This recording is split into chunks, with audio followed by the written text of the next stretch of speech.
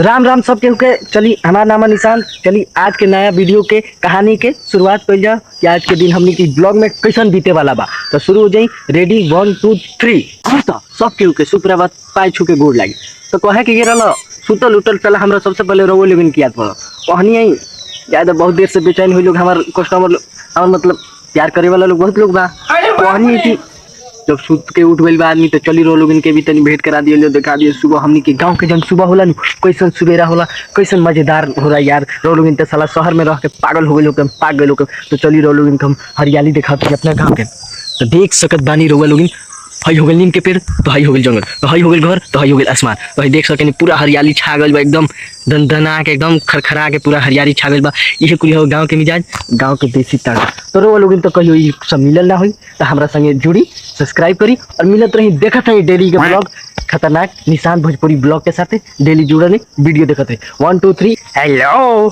तो देखी रो लोग आगे नहीं फिर से कैमरा पर चालू तो बढ़ले बनी। तो चली सुबह सुबह उठ गइल आदमी तो अब चलत हवे हमनी के देसी जुगाड़ देसी बिहार के मिट्टी से दतुअन कर। वो देखी नीम के दतुअन है देख सके लोग। तो नीम के दतुअन से बरस करी कीटाणु फीटाणु जौन भी के सब मुआई अपन दांत के पूरा चमकाई। तो हम जाता तो चली अंत तक बनल रही। हम अभी सलाह कर हम जाते नहीं अपना आम कर देख सके नहीं खुद रो लोग इनके लोग तो आम के गज। तो हम आपके टहल के जाते नहीं आम के लगे सलाह कर मुंह धोते चुपचाप खड़ा जैसे और चलनी के लोग इनके अपन खेत खलियान दिखा दी जैसे जाते नहीं खेत खलियान सलाह जैसे हम चुपचाप खड़ा रही पता नहीं जैसे शेर के आवाज ना होला वही टाइप के सलाह आपके क्यों बोलो हमको सलाह पता ना कहा कोई जानवर की का मुझे भी अगर अचानक से हम दौड़ के भागे नहीं सलाह हमरा तो बहुत डर लगल पता ना कहा अचानक के जाने भगवान जाने। लेकिन देखिए ऐसा कभी रोग संगे सिचुएशन कुछ भी अगर बोल उल्टा सीधा कुछ भी सुनाई दे कुछ लोग तुरंत जैसे भागे भाई लोग क्योंकि कोनो भी चीज पर भरोसा कर लेक नहीं कर क्योंकि खुद हम अपना पर भरोसा ना कर लोग था लोग हम दिखाते हैं वीडियो बना ली और जिये तो ही जल्दी मरे मत भगवान कर ले बनी रोज जल्दी भगवान खा बन रही ब्लॉग में देखत रही कड़ी धूप में। तो देखिए मुँह धोखे फ्रेश हो गई बनी लेके आ गई बनी अपन कड़कड़ाता हुआ चाय। तो लोग अपना माँ से जाके कहीं दूध कहीं से लिया के कहीं माँ कड़कड़ाता हुआ चाय बनाओ और पिए ली तो बहुत मजा लगा। गाँव के चाय पिए में गाँव के चाय के मजा मतलब का तेरह लोग इनके शायद मिला लोग तो लोग भाई अमीर बानी गरीब आदमी के का पूछे। तो खुश रही वीडियो बनल ली आगे देखा तो नौरी क्या होके वाला बनल रही। और हाँ तो भैया लोग हम एने से आओ तनी रोने से तो देख ली कहे कि ये रहा कि हम कामयाबी के रास्ता पर तो चल दिल बनी लेकिन कब भाग्य हम कोनो भरोसा नहीं। तो जीवन में ये काम की मेहनत करत रही सफलता एक दिन मुँह के चलिए जाए। तो बात हुआ रहा कि जीवन के कर्म तो करत रहे चाहिए आदमी के कभी खाली ना बैठे चाहिए कब कोनो मार्ग ठोक के चल जाओ। तो कहे कि ये रहा कि ब्लॉग में बनल रही भगवान हमारा खुश रखी रोगा के दुखी रखी। हेलो गाइस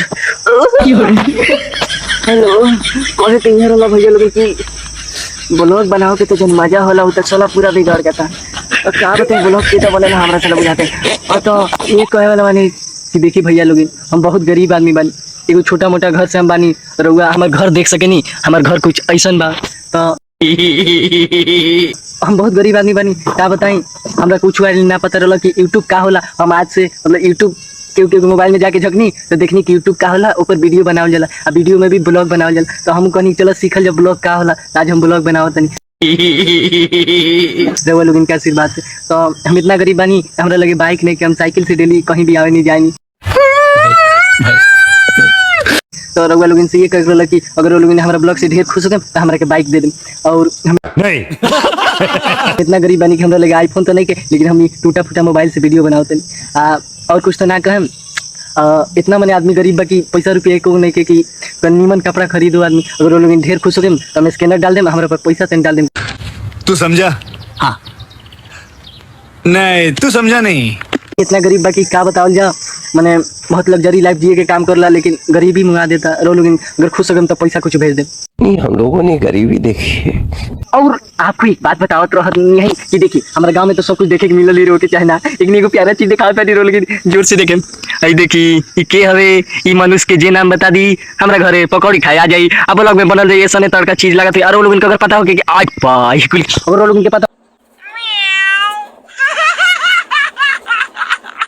कि कुल क्या होला कौन मनुष्य अगर तो जीवन में तो हम बहुत कुछ कले बनी भाई लोग लेकिन रो लोग से एगो बात कहे करला एगो चीज हम लोग से हमेशा छुपल बनी हम इतना इतना इतना मैंने इतना इतना इतना इतना इतना इतना अरे कहना क्या चाहते हो इतना गरीब आदमी बानी कि चला लड़की पटाओगे साला हमरा लगे औकात नहीं।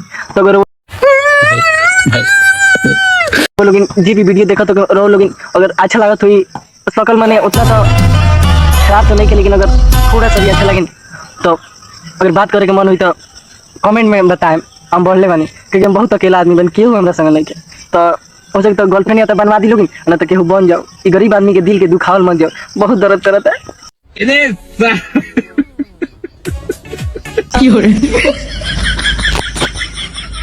समझ रहे हो? समझ रहे हो?